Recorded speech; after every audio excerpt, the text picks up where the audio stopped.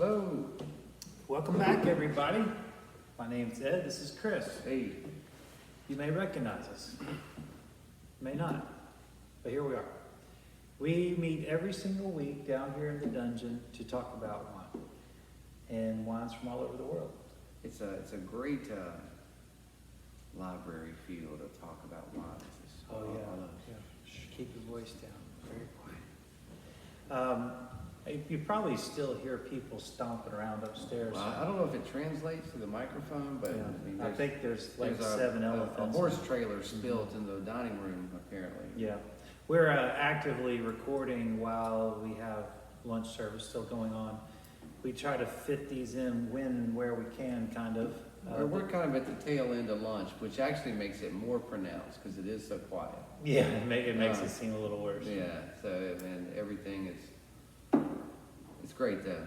It's great, but we have to take these windows where we can get them. That's don't we? right. Yeah, that's where we love to do it. We always want to make time to do it, and we are hoping that everyone's enjoying it as much as Chris and I enjoyed putting these together, talking about our thoughts on food and wine, and just truly just trying to have some fun in our busy weeks. Absolutely. What could be better than breaking up the week's monotony with some delicious wines you've selected from around the world? Yes, sir. And you're probably feeling pretty good. Did you catch any fish? I did. I caught a minnow. Awesome. I didn't try really hard, and I was trying to explain to Tamisa, to catch trout, you've got to work at it. You got to constantly change your flies, change the water, change your approach. And I was on a pretty fast-moving river that I'd never seen before. Mm-hmm. And so it was really hard to get out there because, I didn't really want to do a lot of exploring in the water with big water like that where I didn't know where the gullies were. And, so I was mostly fishing just from like a foot in. And it really limited where I could cast. And, it was a little mini vacation for us, so I wasn't really trying to, I was out there just to enjoy the water and Sure. scene. And I caught a couple of little babies like that. But And doesn't this mark the third anniversary of the wedding of the century? I was there. It was awesome. It was made remarkable by you and your contributions. Great memories. Oh, yeah. We talked about those and relived them. Oh, yeah. Thank you. But no, it was a good trip. It was a little bit of a drive. I kind of wish I'd picked a spot a little closer. It took almost 4 hours to get back this morning. And that was, I could have done without that. But it was good to get away. Well, We went on a bike ride, and we went, of course, we're in a place we don't really know well, and so, we looked up all the bike trails, and this got all this great reviews for a bike trail. And about 1.5 miles in, I got a flat tire, because it was just nothing but rocks. I mean, just jagged rock, really hard to ride. Busted my back tire. Took like an hour to get a new tire on it because the little mini pump that I bought was brand new, and took a long time to figure it out. And really by the time, it's never as easy as it looks. well, you spent so much time. By the time we figured it out, we've been standing there. It's humid and hot, Mm-hmm. and Have you been drinking? no, I haven't. That makes it even worse. Boy, telling me. Man, never leave the house without alcohol. Well, I was going on a bike ride on my mountain bike. Have you learned your lesson? I learned my lesson. But I ended up pushing the bike back 1.5 miles uphill. Yeah. And on the rocks with the snakes. Mm. But it was beautiful. I mean, it went all along the Laurel River. The river is gorgeous enough, and I scouted a lot of places I do want to go fishing that were much more trout-centric, that had the deep pools and the water wasn't nearly as fast. So when we go back, I know where I'm going to go fishing, and it won't be at that place because that really wasn't a good spot. And maybe we'll have trout in the pickup packets. Well, I'm a catch and release guy, but I'll buy some trout and tell you I caught it. Well, you caught Mrs. Wishart and didn't release her. That's because she was the prize of a lifetime. Can't throw that back. Kind of like the day I met you. Oh, yes. It just goes on for decades. all this nonsense. Huh? Hey, we have fun. What can we say? So we have some beautiful vino here for you. We're going to start off with a Chenin Blanc from a little place on the Baja, California Peninsula of Mexico. And this is probably not the first place you think of when you think of wine, but it is a great winemaking region. We just don't see a lot of it exported. I was introduced to Mexican wine 3 or 4 years ago, but a very high-end one, and it was one of those things that someone basically snuck it out of the country and probably would have got incarcerated for taking it. They take it very seriously there, as they do many things. Yes. And Bring those avocados. that's on the right. plate. Yes, that's right. So this was, I was really excited to find some access for all of us to enjoy here at the winery in Mount Airy region. And this is from Cheto. Now, the story goes basically the grandfather, after World War I, said, you know, I want to get out of Italy, and rightfully so. It's total chaos in Europe for decades, even Amen. more to come after Get that. out. He had good vision to get out when he did, so he missed World War II. But he settled in this area that wasn't really known for winemaking and went through a lot of struggles in order to make a great wine. It really took decades to get their wines to a level that they were looking for or aiming for. The bar that they had was very high, coming from the Veneto of Italy. Well, and it took decades in Italy. It's just we take it for granted because they did that work so long They did, ago. they were way Yeah. So he started with doing Italian varietals, Nebbiolo, and actually their Nebbiolo has gotten acclaim from big time winemakers. Some people have put it in the top 25 of all Nebbiolos in the world, and all the 24 other ones were also, you know, obviously from Italy. But to be put on the same list as, you know, the wine of kings, Barolo, Nebbiolo, that's saying something. It's a right there. remarkable accomplishment. Yeah, but they do all kinds of different varietals. Cabernet. Here we have a Chenin Blanc. They do some fortifies, just a lot of neat stuff. Some rosés. I think we're going to dive a little deeper into their portfolio over the weeks and months to come. But I really want to, Fun. yeah, exactly. And let's talk Mexican wine for a little bit. I think that's just a fun subject to just, you know, that's not something you say every day. Well, and, you know, of course, I'm blind tasting this, but kind of like last week, you know, I was thinking geographically that, you know, Lodi was this scorching hot place because of where it's located in California. So I always thought that their wines were going to be really raisiny, but you know, you said it's in this little oasis. And gonna have to get you to clear me up here, because like when I think of Chenin Blanc, I think of rainy Oregon, dreary France. Right. I mean, this is not a sun-drenched grape. Right. Or I don't associate sure. it as. And maybe it is there's a cooler weather grape. an anomaly, and maybe when I think of Mexico, my ignorance, I just think, well, the whole place is hot. Yeah. You know, but surely not. And it's pretty common for everyone to think that, and it's much like when we were looking into Santa Barbara, Santa Rita Hills, even, you know, if you look at Monterey and the Sonoma coast, where they're getting so much cooling influence. You look at San Francisco, you know, it's in the 60s for the highs in August. Most people get that about San Fran. You know, Yeah. it's kind of known for its fog Sure. and its cooling winds. Well, this but is the same scenario. same scenario, huh? Yep. We still have that Pacific Ocean influence, the very cold waters of the Pacific that are, the moisture's pulled from, it's so dry and hot on inland in Mexico, you know, which we do know that. So the first, you know, it could be anywhere from 5 to 50 miles inland, can be influenced from the cool air being sucked, the moisture's being sucked across this, and it creates a natural air conditioner. So it's still getting all that beautiful Mexican sunshine. Right. Yeah, right. so it's getting drenched. And also another great thing about this area too, Chef, is that it's dry. It's sandy and dry, so those grapes have to They fight struggle, for water. yeah, They it's struggle. wonderful. The water stress is tremendous on these vines, and they have to dig deep. And this is also a great benefit. And the great wines of the Loire Valley, those Chenin Blancs that we know about from the northern area, they have to dig so deep through the limestone to get to the nutrients and water that they need. And those beautiful Chenin Blancs, I mean, this is very reminiscent of one of those. Well, and then, you know, with especially the French Chenin Blancs, you know, it's always apparent.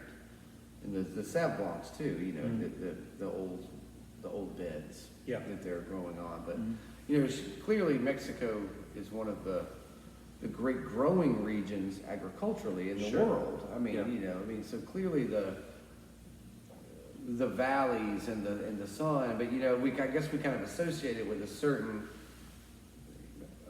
a small amount of food that they grow abundantly. Yeah, yeah. And, you know, there's It's certain such things, a big place too. huge Mexico's place. So such a we big know place. that it's a lush country. It's not all desert. I mean, they certainly, you wouldn't be able to grow, you know, all the melons and fruits and lettuces and vegetables that they grow without it being an oasis in parts. Yes. But I guess I just never really thought about. Well, this is interesting because We get the New Mexico cavas, which are amazing. Yeah. But I think of New Mexico as more mountainous Agreed. and Agreed. you know, temperate, I Yeah, guess. absolutely. Yeah. So there's just North America has so much to offer in terms of terroir. I mean, it's just really magical, and you know, this says a lot. We have some of our regulars that swear that they're going to take me to Mexico to some of their favorite wineries. They're passionate about them. These are maybe not as known to us, but the people that do know, they know how great they are. And so that's what we're going to do today. We're going to introduce you to some great Mexican wine here.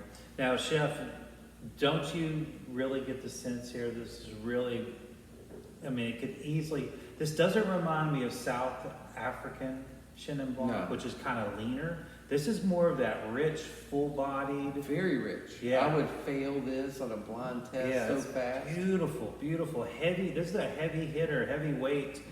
Beautiful acidity here. Tons of tropical fruit. Tons. Mm-hmm. But it's served on a pillow. Yeah, right. You know, Exactly. it doesn't taste like a smoothie where, you know, there's all the fruits assault you.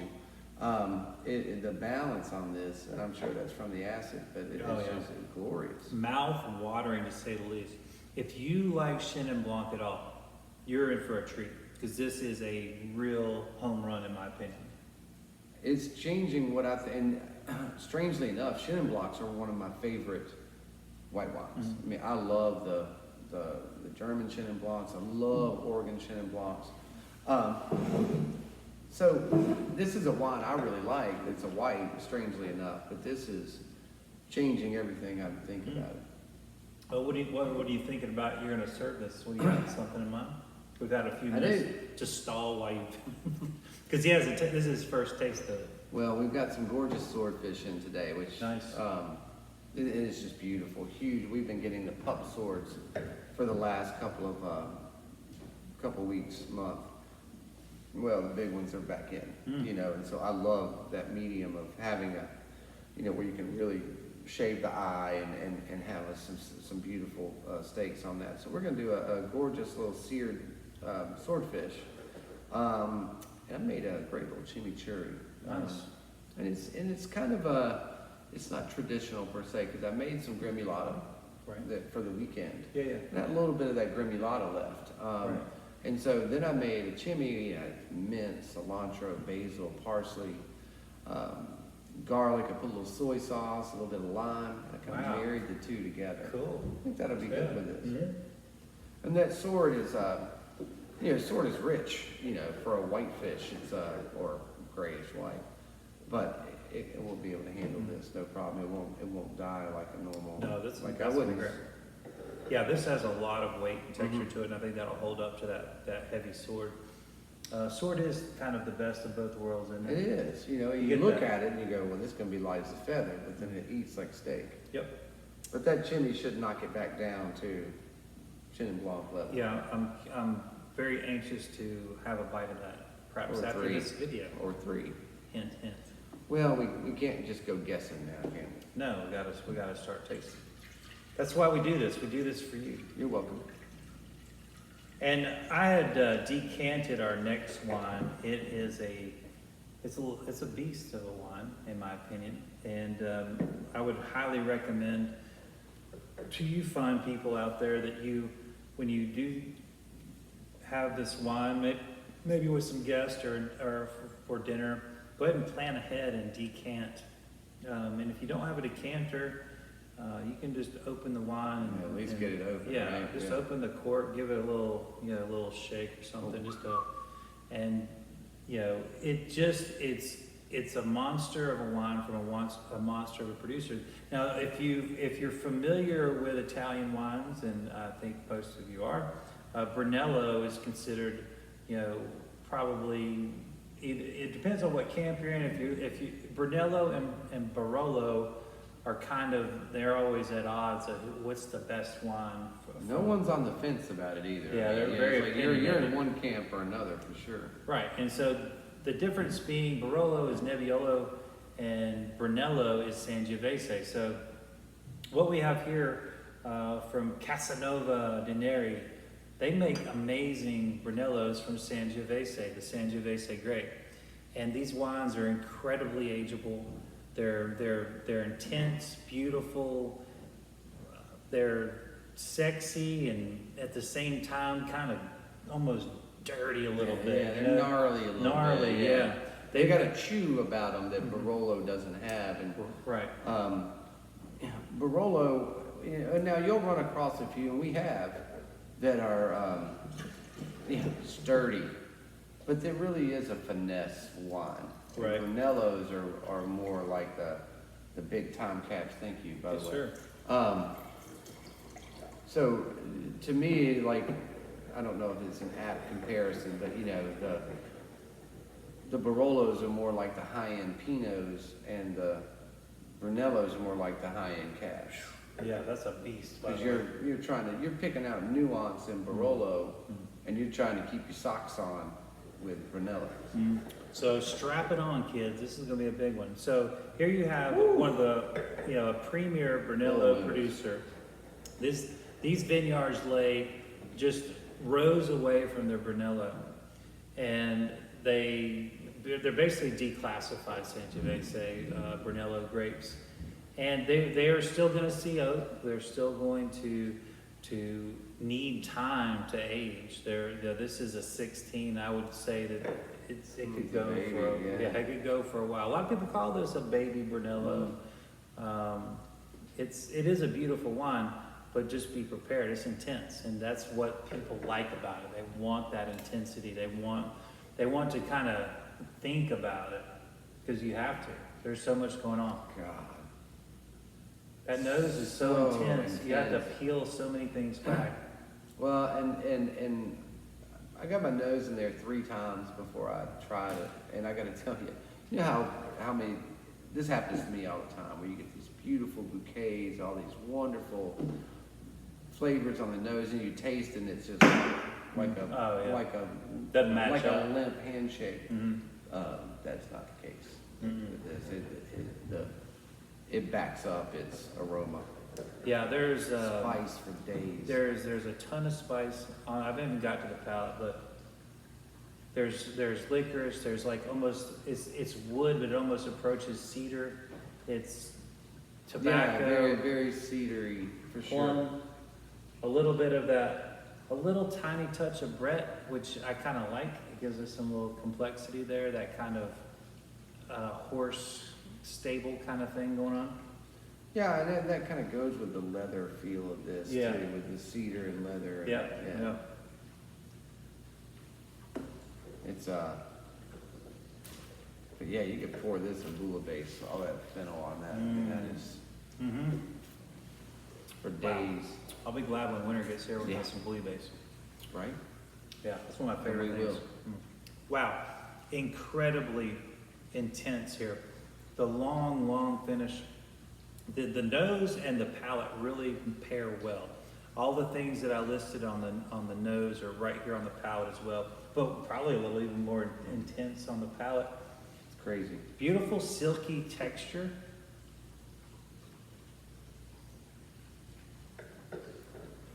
The tannins are almost non-existent, but it doesn't taste, they taste like they're there. The body of the wine feels like it has the weight of the tannins, but it doesn't have the tannins that wipe out the nuance. Right. If that makes sense. And I'm starting to get tannins not on my tongue, but on my cheeks, on the Yes. inside of my cheeks. But not on the receptors. Yeah, it's kind of interesting. That's one of when I was studying with my mentor, he would ask me, well, where are you detecting the tannins? Is it on the tongue? Is it on your gums? Is it on your cheeks? On the roof of your mouth? And when we were doing blind tastings, that was sometimes a clue as to what it might be. This is just, I would say, this is very elegant, but almost like an assault. It is wonderful. This is not for the dainty. It's like they kick down your door to hand you flowers. Yeah, it's beautiful. This is one of those wines that it just demands, like you can't slug it, but you at the same time you're drawn. You're wanna having to keep going pace to it. yourself. Yeah, because it does invite you The to continue. second I put it down, I want to pick it back Exactly. up. But like after I take a sip, I'm like, Whoa, whoa. let's just linger for a minute, Mhm. because the lingering finish on that is Yeah. a nice reward. If you It do it. is absolutely beautiful. I hope that you're enjoying it as much as we are. Chef, I know we did talk about something that you were going to pair with this. Yes, and while we're talking about things we ought to be waiting for winter for, we're not going to. And that is braised short ribs. Now, certainly that is the quintessential January meal. Big red wine and a fire and some meat that's been stewing all day, but we're just not gonna wait, because this wine demands it. I got some beautiful boneless short ribs in today from Painted Hills Farm, which we love. And Yes. we feature on the chef's table a lot. Mm-hmm. So I've got those rubbed in salt and sitting overnight tonight in their salt, which will really help bring the flavor out in those. I'm gonna sear them and then put them in a roasting pan with red wine and aromatics, bouquet garni, and we're going a little bit of stock, and we're gonna just slow braise these for about 4 or 5 hours. And then we're gonna delight all of you with that, and we're gonna reduce down the braising liquid after we remove it and really get it intense, and we'll pour a little bit of that over there. It's gonna be great. I'm gonna slide a cheese in with this with you guys tomorrow, of course. I don't know what, probably gonna be the Thomasville Tome, because I haven't done that for y'all in a while, and I know sometimes I get in the cheese rut where I just really into a cheese, and I just love it with everything, but we had an event this past week, and I've got some of the Tome in, which is raw cow's milk, by the way, so if you can't have raw cheese, you wanna skip it. But I love the flavors that the raw milk brings out. It's the kind of earth, and that I think will play off this. So this will be great. The It'll be great. earthy, the kind of animal. And you'll get that, and you'll taste the grass.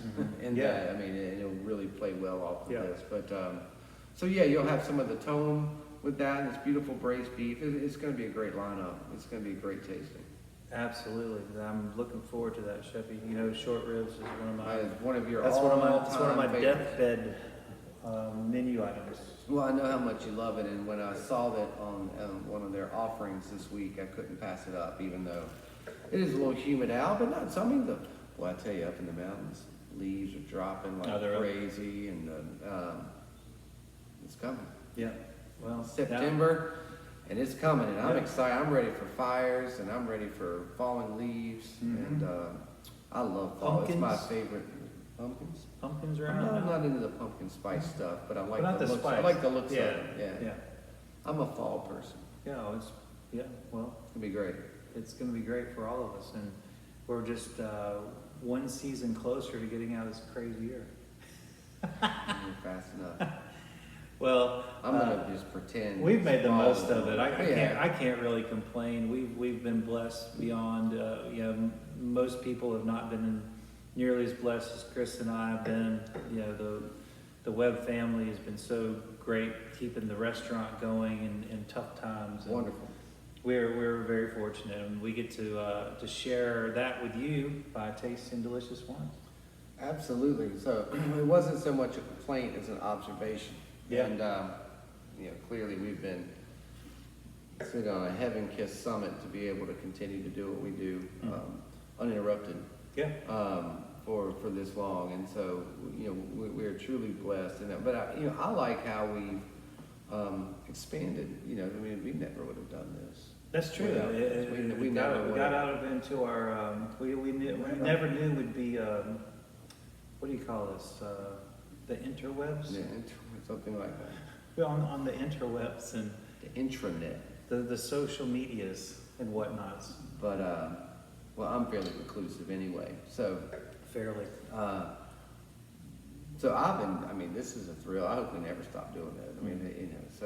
I enjoy that. And I liked how we've tweaked a lot of aspects of our operation too. I think it's made us better. Yeah. And these are things we wouldn't have done had our hand not been forced. Well, I think the intimacy that we've been able to have with our guests has been certainly higher, deeper, more engaged, and that's always a good thing.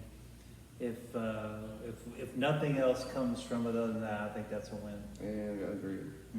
Agreed. Well, we appreciate everybody supporting us with the family meals. Oh, absolutely. Those have been fantastic. It's been Chef, great. your menus have been killer. Last week was our best week thus What do far. we have today? Tacos? Tuna tacos today. Got some going out here in a little bit. then you Tomorrow is got- our world famous brisket. And I think we've already got some pre-orders on that. We do, and actually, I'm gonna put those in the oven here in about 2 hours. They go 15 hours. Yep.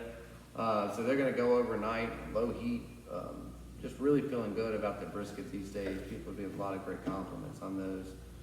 Of course, we got some great salmon this weekend as well. The menus have been great. People. And the chef's table on Friday was killer. That was Boy, we had a blast. We got chef's tables again Friday and Saturday night. So if anybody wants to join us, we have a couple seats left on both of those Both nights. nights. We're here doing it. You might as well join us.